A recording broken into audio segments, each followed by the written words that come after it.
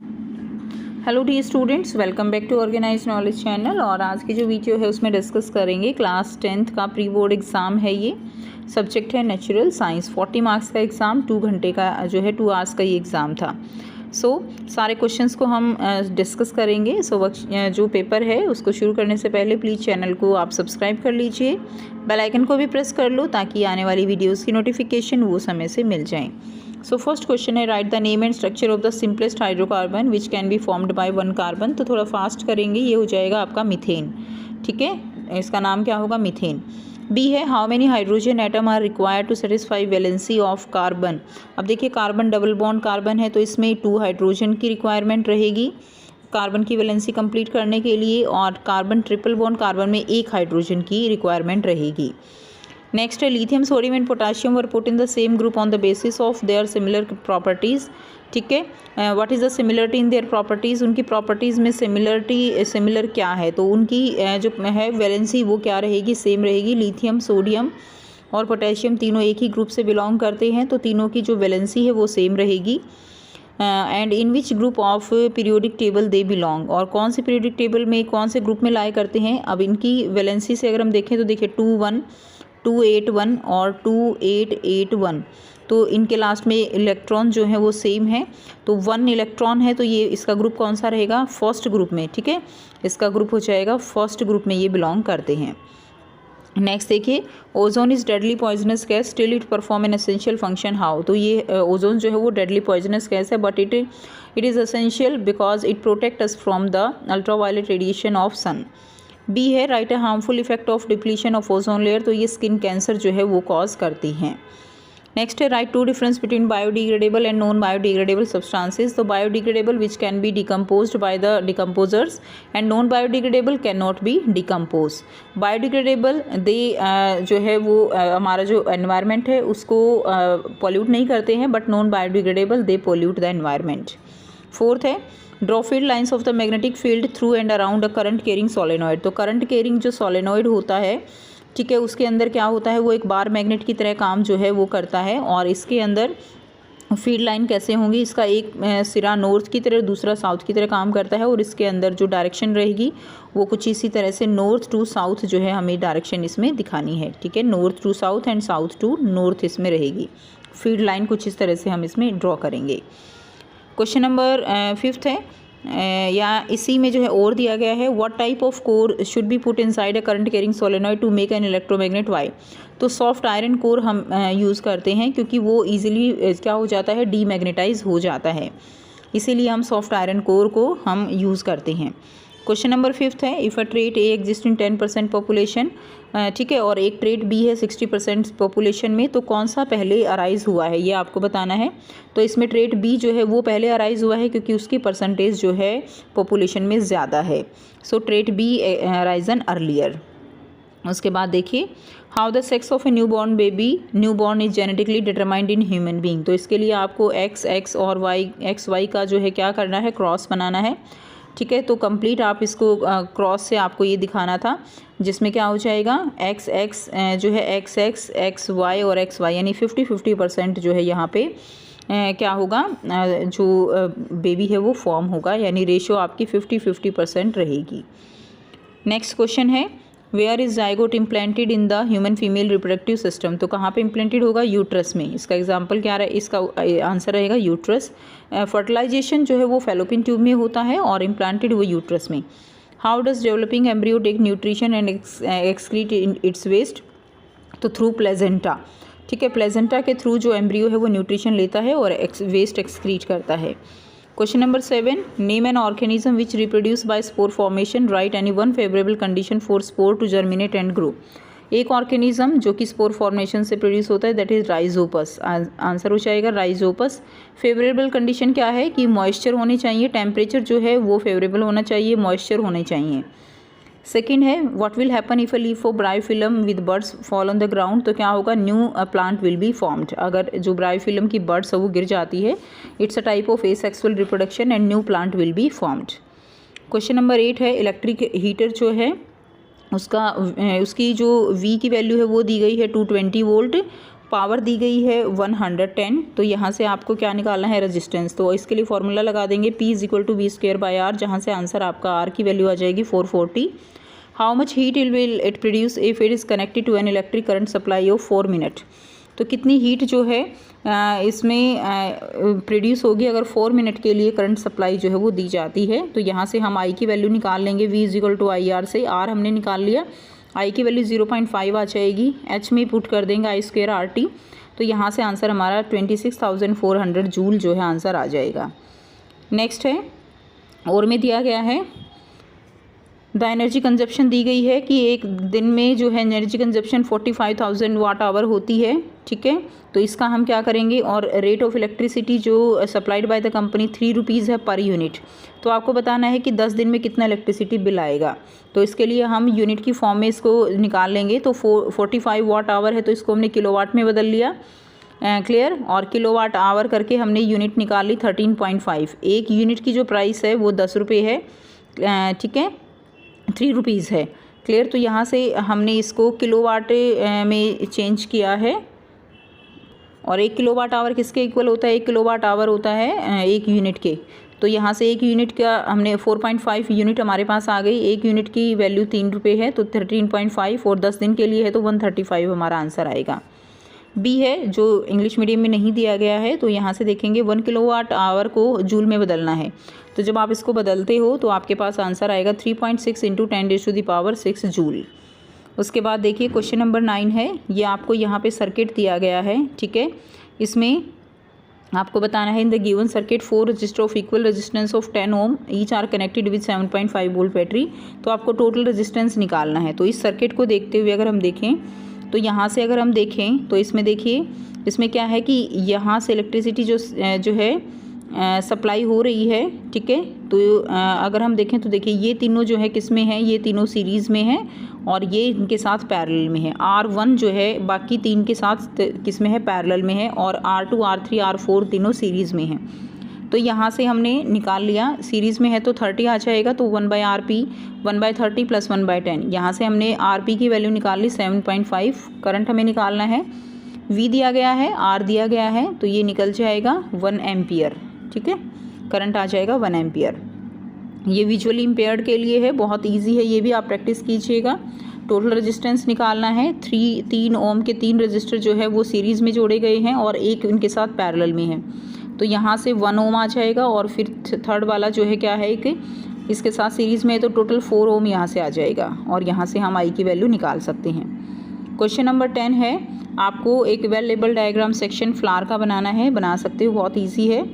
उसके बाद list any 2 reason for adopting contraceptive method. 2 reason जो है कौन से, any 2 reason for adopting contraceptive method, तो फैमिली प्लानिंग के लिए, ठीक है, और जो डिजीज़ है उनसे बचने के लिए भी इस तरह के मेथड्स का यूज़ किया जाता है। बी है, can copper T help in use in protection from STDs। तो बिल्कुल नहीं, आंसर नो आएगा कि ये STDs में कॉपर्टी जो है हेल्प नहीं करती है, ठीक है, इससे STDs में प्रोटेक्शन नहीं होती। नेक्स्ट देखिए, X and Y 2 homologous carbon compound हैं जिनके बॉइलिंग पॉइंट दिए गए हैं। Which molecule have high molecular mass. तो जिसका बॉइलिंग पॉइंट ज़्यादा है उसका मॉलिकुलर मास ज़्यादा होगा, तो यहाँ पे Y हो जाएगा। विल दे हैव सिमिलर और डिफरेंट केमिकल प्रॉपर्टीज़। Y, तो इनकी केमिकल प्रॉपर्टीज़ जो हैं वो सिमिलर होंगी because the functional group is same. Clear, functional group homologous में सेम होता है जिसकी वजह से केमिकल प्रॉपर्टीज़ सेम होती हैं। Right the chemical formula, B part है, right the chemical formula of 2 member of homologous series of alkane. Alkane में एक तो आ जाएगा आपका CH4, एक हो जाएगा C2H6।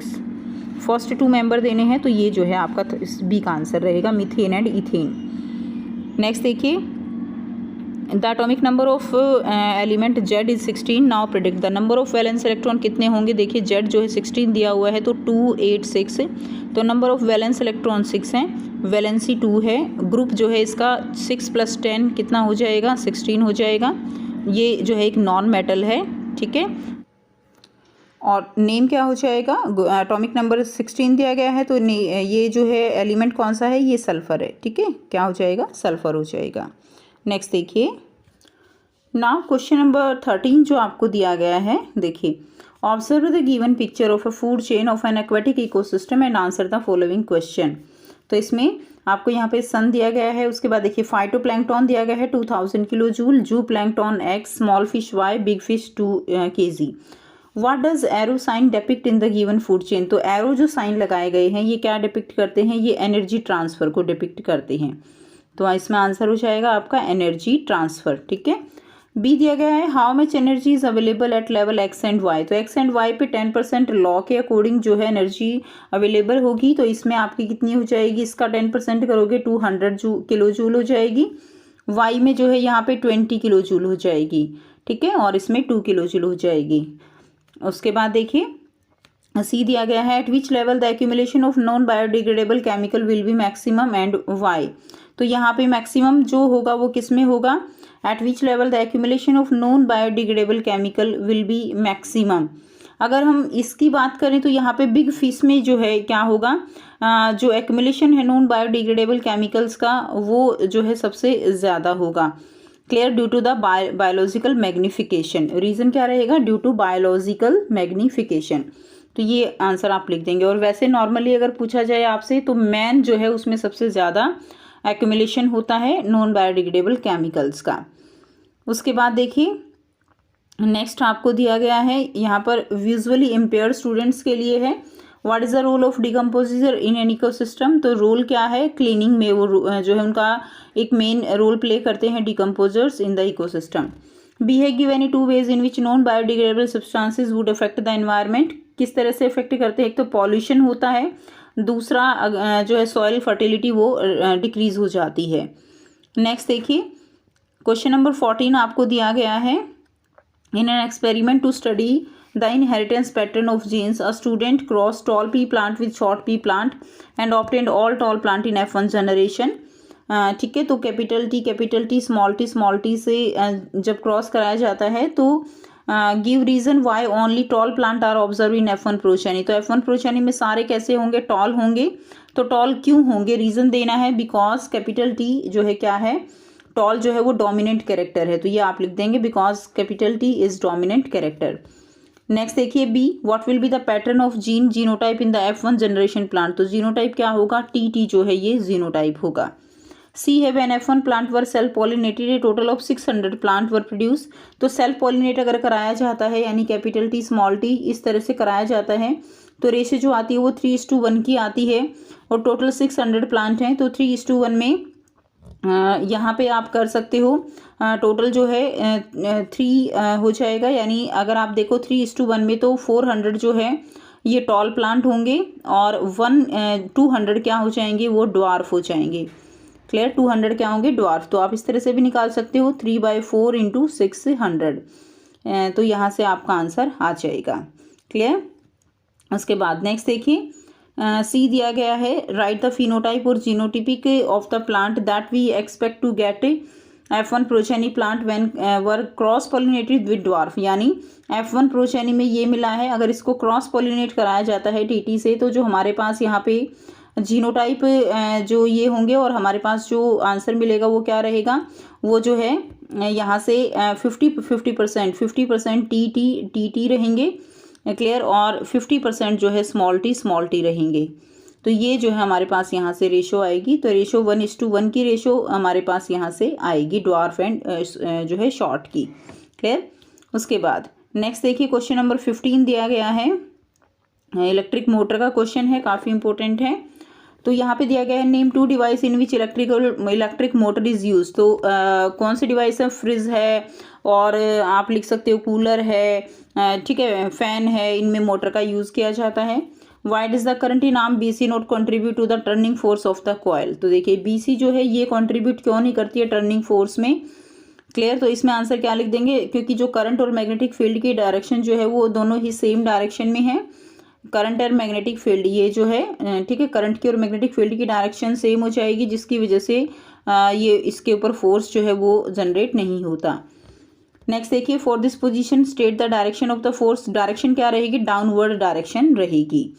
नेक्स्ट देखिए state 2 changes which could be made in the motor to increase the rate of rotation of this coil. तो किस तरह से हम रेट ऑफ रोटेशन को इंक्रीज कर सकते हैं। फर्स्ट लिख देंगे electromagnet can be used. Second, strength of current can be increase, current की जो स्ट्रेंथ है उसको इंक्रीज करके, and number of turns can be increase, number of turns जो है वो इंक्रीज करके हम कर सकते हैं। नेक्स्ट देखिए, आपको विजुअली इम्पेयर्ड के लिए दिया गया है लेकिन डिस्कस करेंगे। Two device which uses electric motor, ये हो चुका है। On which principle does electric motor work, तो बहुत ईजी है प्रिंसिपल कि जब इलेक्ट्रिक फील्ड और मैग्नेटिक फील्ड होता है एंड जो कॉइल रखी जाती है उस पर क्या होता है, there is a force generate, ठीक है, एक फोर्स में जो है लगता है जिस प्रिंसिपल पे ये काम करता है। Right one, use each of split ring and brush, तो स्प्लिटरिंग का फंक्शन जो है वो क्या है, it reverse the direction of the current, split ring जो है वो करंट के डायरेक्शन को क्या है, रिवर्स करता है, एंड ब्रश जो है वो सर्किट को कंप्लीट करता है between the stationary and non stationary part. Next देखिए, why do not two magnetic lines of force intersect each other, two magnetic lines force एक दूसरे को इंटरसेक्ट क्यों नहीं करती, क्योंकि अगर ये एक दूसरे को इंटरसेक्ट करेंगी तो क्या होगा, there will be the two direction which is not possible, ठीक है, मैग्नेटिक लाइन्स की हमेशा एक ही डायरेक्शन होती है। तो इस तरह से आपको जो है इन क्वेश्चंस के आंसर आप लिख सकते हो।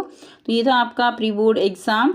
उम्मीद करती हूँ सब सारे क्वेश्चंस आपको क्लियर हैं। फिर भी कोई डाउट है तो आप पूछ सकते हो। अगर वीडियो अच्छी लगी तो वीडियो को ज़रूर से लाइक कीजिएगा, शेयर कीजिएगा अपने फ्रेंड्स के साथ, और अगर चैनल पर न्यू हो तो चैनल को सब्सक्राइब भी ज़रूर कीजिएगा, ठीक है। और काफ़ी बेनिफिशियल है स्टूडेंट्स ये पेपर आपके लिए। आपको जितने ज़्यादा आप जो क्वेश्चन हैं उनको ज़्यादा से ज़्यादा डिस्कस कीजिए ताकि आपको पता चले कि पेपर में किस तरह के पैटर्न पे आपके क्वेश्चंस पूछे जा सकते हैं। क्योंकि कई बार होता है कॉन्सेप्ट पता होता है लेकिन ये नहीं पता होता कि आंसर जो है क्वेश्चंस का कैसे लिखना होता है। तो जितनी ज़्यादा प्रैक्टिस करेंगे उतना ही ज़्यादा आपको बेनिफिट रहेगा। So thanks for watching, have a nice day.